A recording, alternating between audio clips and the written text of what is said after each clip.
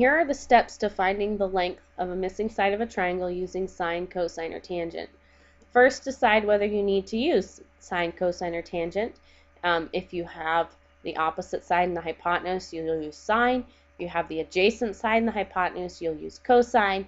And if you have opposite and adjacent sides, you'll use tangent.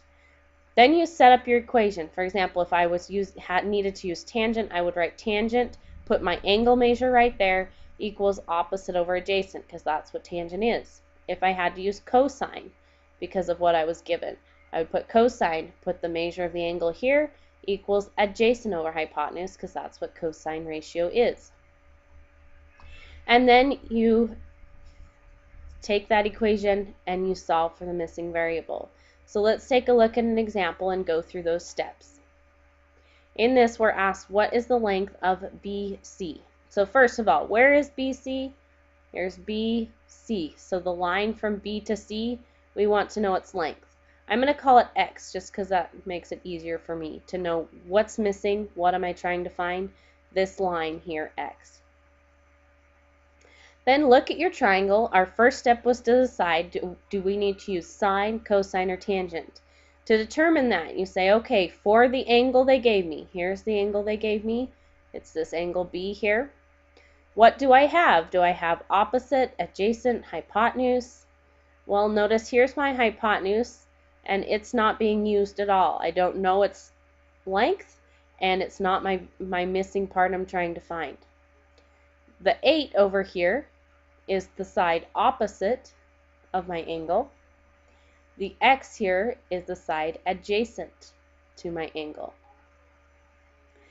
So when we're deciding, we say, well, what uses opposite and adjacent at the same time as that sine, cosine, or tangent?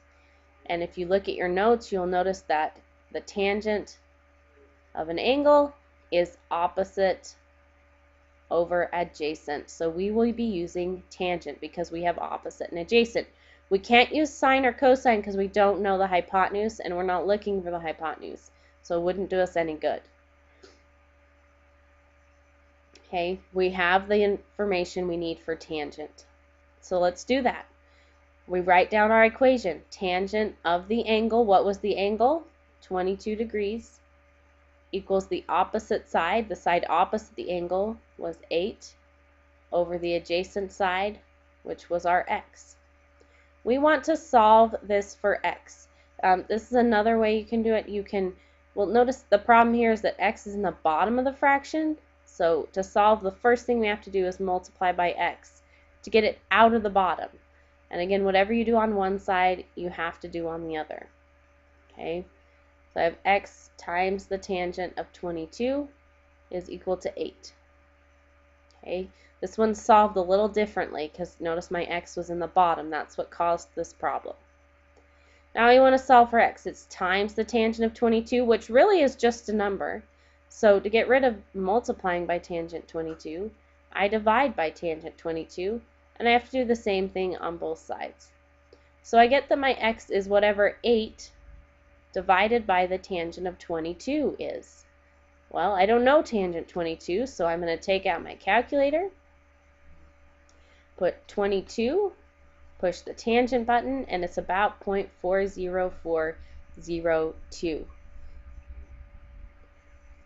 So my answer here is 8 divided by 0.40426. You can go as many as you want. The further you go, the closer you'll be to the correct answer.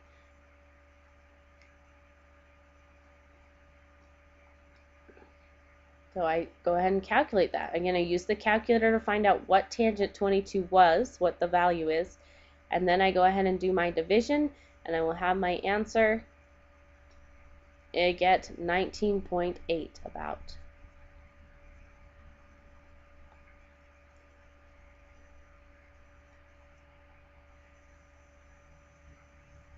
Alright, a pediment has a pitch of 18 degrees. There's our 18-degree angle, is this angle here, as shown. If the width of the pediment WZ is 42 feet, so from W all the way to Z is 42, what is XY to the nearest inch? We want to find the length of this. Well, notice we have a right triangle here. We have an angle, and we can find the length of this side fairly easily. All the way across here is 42. The fact that they marked this side and this side as congruent tells me this is a perpendicular bisector, so it cuts this line in half. So half of 42 is 21, which tells me this length is 21 and this length is 21. I specifically just want to work with the question that I need the answer to. I need to know the length of x, y.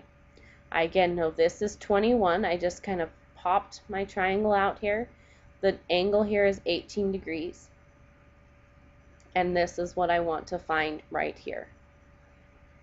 So we go through the steps that we practiced in our previous examples, and we say, okay, do I need to use sine, cosine, or tangent? Well, here's the angle I was given. X is the opposite side for that angle, and the 21 is the adjacent side. So what uses opposite and adjacent? That would be tangent. Again, we can't use sine or cosine because we didn't have the hypotenuse. So we're using tangent, and we write down tangent of our angle. What's our angle?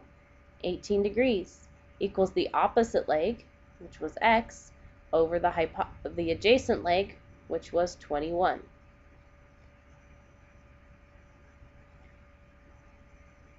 I'm going to go ahead and solve this. X is divided by 21, so if I multiply by 21, it will remove that. Whatever you do on one side, you have to do on the other. So I get that x is the tangent of 18 times 21. I want to do that in my calculator. So I'm going to find the tangent first. So I do 18. Tangent is 0.32491 times 21. And I get my answer is 6.8 approximately. And it wanted it to, the nearest inch, 6.8 would round up to 7 inches.